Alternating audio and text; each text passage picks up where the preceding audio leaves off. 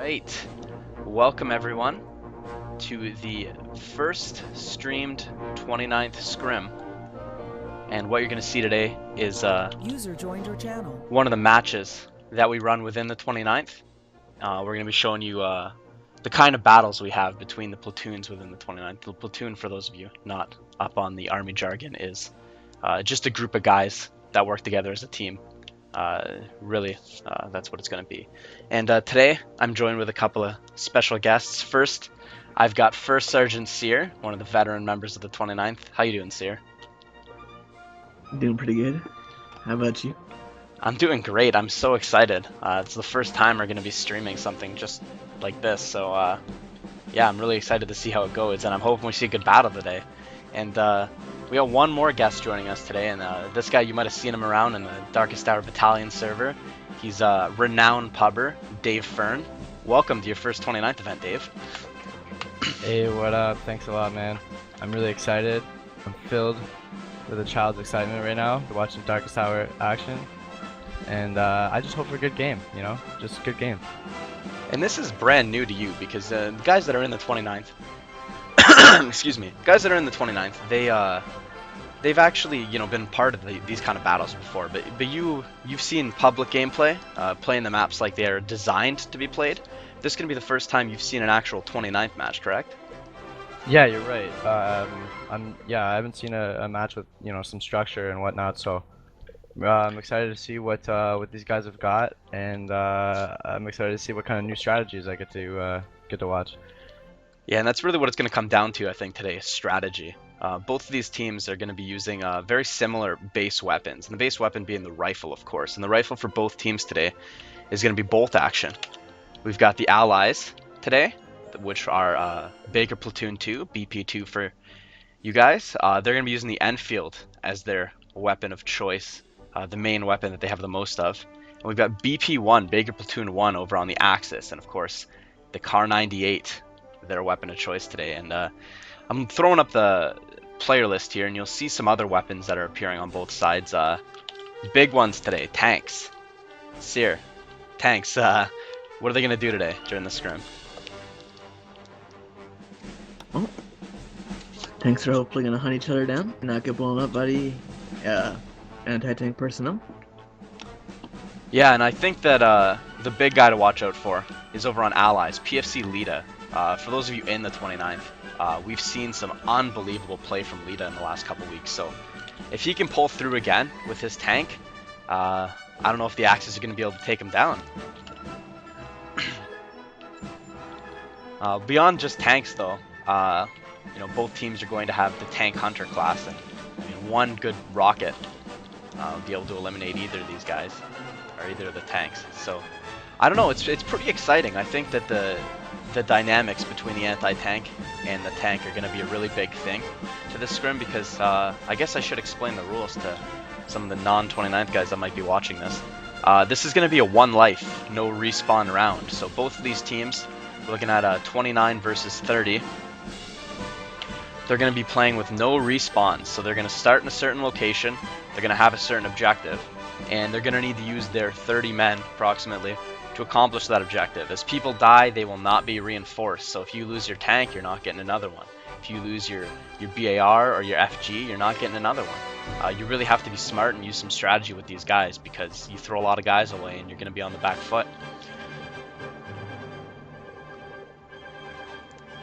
They're looking ready.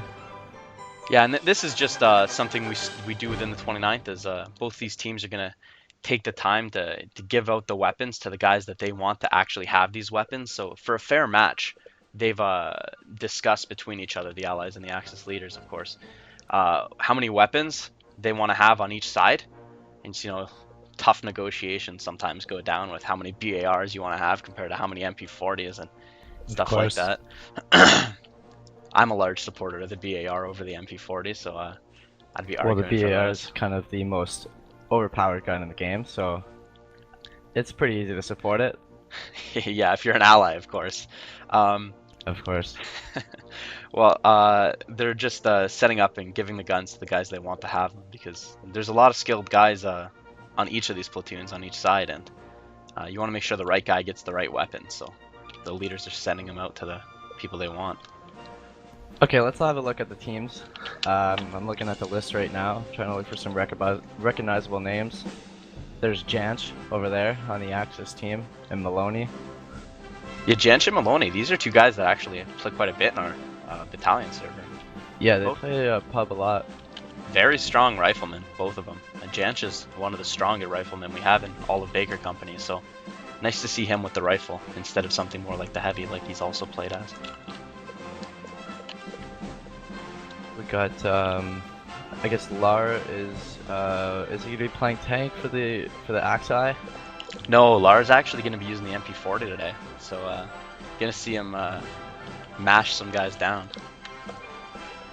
Doing some mashing. Doing some mashing. And Alright, let's go over to allies here. What do we got going on? We got Evanson, who was just speaking in chat there. yeah, Staff Darlington, Sergeant I recognize Evanson. that one. Yeah, Staff Sergeant Evanson's actually going to be one of the leaders of the Allies today. He's working with Second Lieutenant Derbyshire to form the plan and make sure the plan actually goes down. Okay, so I've enabled match mode. I'll also enable paradrops so we can drop out. Alright, so we're getting into it. Match mode is now on. Neither team, Here we go. both these teams are in the match mode, which is the 29th game mode Okay, for Chuck. running these matches. Looks like me and Lieutenant Darby are in charge of the admin now. So I've enabled match mode, enabled paradrops. I guess we can drop out to starting locations. I'll have a little briefing time. From match live, it'll be 1 hour. Whoever controls the silence out at the end of the hour is the winner.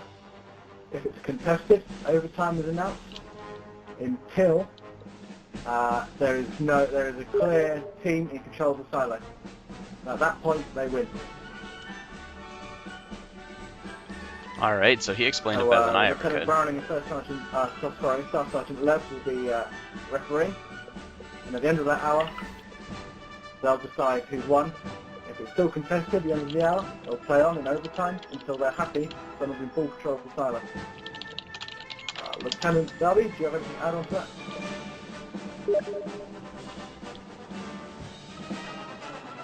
And again, he described the scenario better than I ever could, so I'm looking at it right now. Out then, I guess.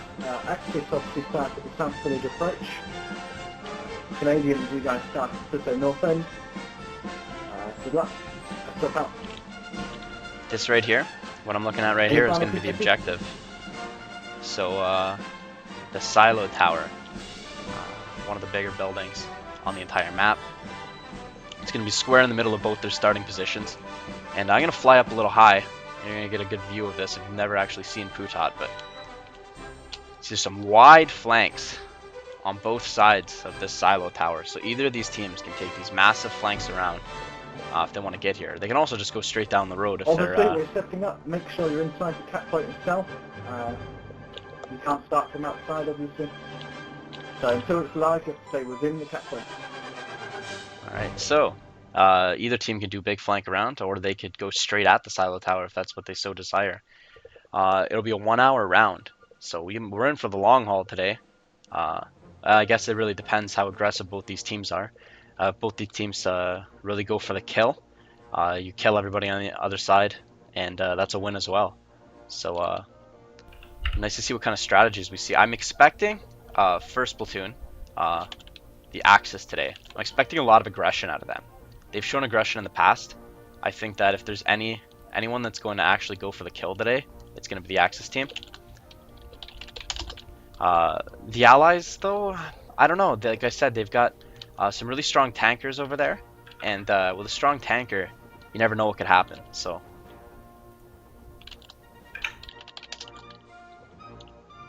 I'm looking for the starting positions of these teams here right now, and I'll just pop into the player view so I can get a good idea. Alright, so we've seen the Allies. They're over there. And the Axis are going to be starting over in the south of Village. So the Allies will be over in the Winnipeg Rifle HQ, and the Axis will be over in the south Village. So they've got a pretty big run over to the silo tower before they actually get to it.